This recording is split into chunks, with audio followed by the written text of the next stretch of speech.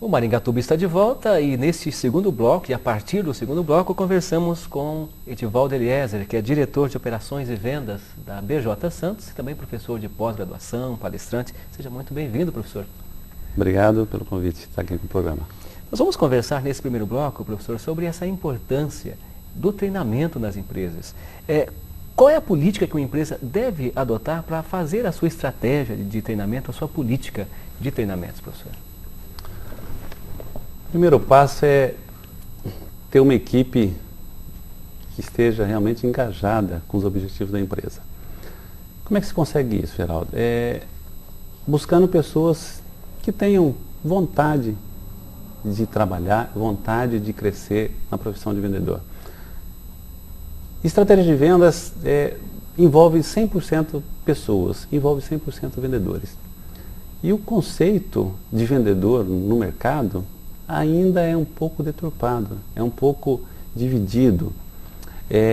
A profissão de vendas, a gente vê alguns palestrantes dizendo, em alguns encontros nós participamos, que a primeira profissão, o primeiro título, o cargo de um presidente da empresa deveria ser vendedor. Como você falou, diretor de operações, poderia colocar vendedor, diretor de operações.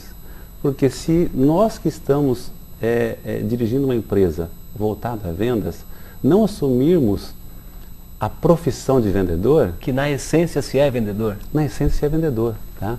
Vendemos tudo, a todo instante, a qualquer momento. Se você não consegue colocar isso como título, você não vai conseguir arrebanhar pessoas para defender uma causa junto com você. Tá? É a profissão de vendas. Então eu definiria o seguinte, nós precisamos de pessoas que assumam verdadeiramente a profissão de vendedor. E que, principalmente, falando-se de treinamentos, que aceitem e que gostem de ser treinadas. Gostem de ser treinadas. Hoje acontece o seguinte, as pessoas que são convidadas a participar de um treinamento, elas ficam assim preocupadas em perder o seu dia de trabalho. Ou seja, não, mas eu não vou treinar porque eu vou perder minha comissão, eu sou comissionado.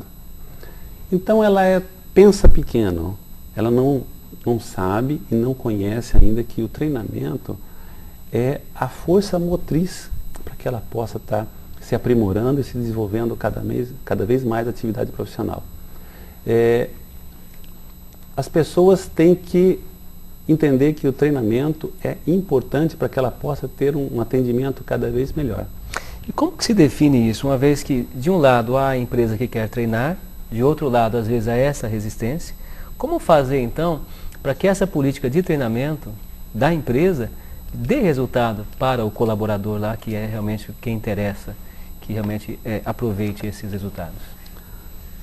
Bom, você tem que motivá-los a comparecer ao treinamento.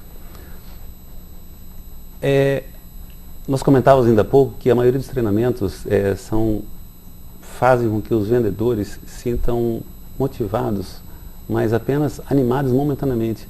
Eu comparo a motivação no treinamento de vendas como uma gripe. 5 dias você está envolvido nela. Depois de 5 dias você começa a perder essa motivação. Então o treinamento tem que ser uma ferramenta e mostrar a importância de como o vendedor cresceu profissionalmente naquele período. E como você vai fazer isso? Com um acompanhamento contínuo. Nós comentamos sempre para a nossa equipe que o treinamento ele nunca termina. O treinamento tem início e meio. Meio e meio. Sempre meio, não tem fim, porque ele é contínuo. Então é importante que você treine e acompanhe a performance desse vendedor. Esteja conversando com ele diariamente, esteja medindo o resultado dele e novamente treinando, incentivando ele a melhoria contínua de resultados e não só de motivação. No setor de vendas, já que estamos falando sobre vendas, além das habilidades técnicas, os passos da venda, o pulo do gato, por exemplo, quais outras habilidades o colaborador, o vendedor, deve ter? Eu sempre falo nos nossos encontros e eu sempre começo com uma pergunta. Estamos no treinamento de vendas? Todo mundo levanta a mão. Estamos no treinamento de vendas. Eu digo o seguinte, quantos são vendedores há 3 anos, 4 anos, 10 anos? E o que acontece? As pessoas se se manifestam dizendo, eu sou vendedor há 10 anos. E eu faço a seguinte pergunta, quantos livros você leu nos últimos 30 dias? Sobre o seu assunto vendas. Porque hoje nós já falamos, e eu vi ontem uma matéria na internet aí, que já existe certificação para vendedor. Significa o quê? Que existe ISO 9000, existe certificação no Inmetro, significa que as pessoas passaram, que os produtos ou pessoas passaram por um teste e foram aprovadas pela excelência de qualidade. E o vendedor, como é que ele enxerga a profissão dele? Será que ele está se aprimorando? Um médico hoje estuda 4, 5 anos, depois vai fazer uma residência mais 2, 3 anos para poder exercer a profissão. E o vendedor quer exercer a profissão amanhã, sem preparo nenhum. E é a grande dificuldade. Então eu digo que além dos treinamentos, a pessoa tem que gostar do que faz e gostar do hábito de procurar informações. Hoje a internet,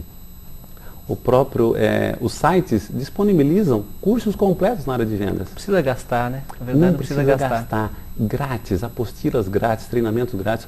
Os vídeos hoje disponíveis na internet sobre palestras, treinamentos, você tem cursos completos, mas as pessoas insistem em não acessá-los, porque o vendedor acha que sabe tudo. Ou seja, precisa de uma nova atitude, então.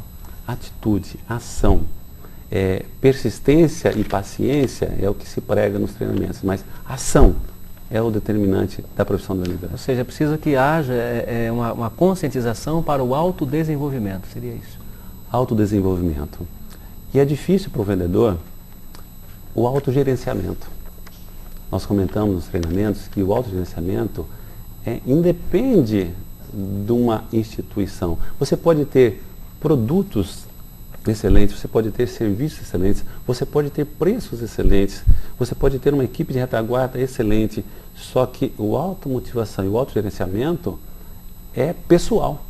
É pessoal. Não dá para você fazer com que a pessoa tome uma pílula de autogerenciamento. Ela tem que estar disposta a seguir uma trajetória e quais são as ferramentas e quais são os mecanismos que fazem com que ela tenha sucesso na carreira. E isso é algo que a pessoa tem que despertar em si mesma, né? Tem que despertar em si mesmo. Às vezes a pessoa reclama da empresa, mas escuta essa autoanálise, né? Será que eu estou realmente comprometido com esse processo?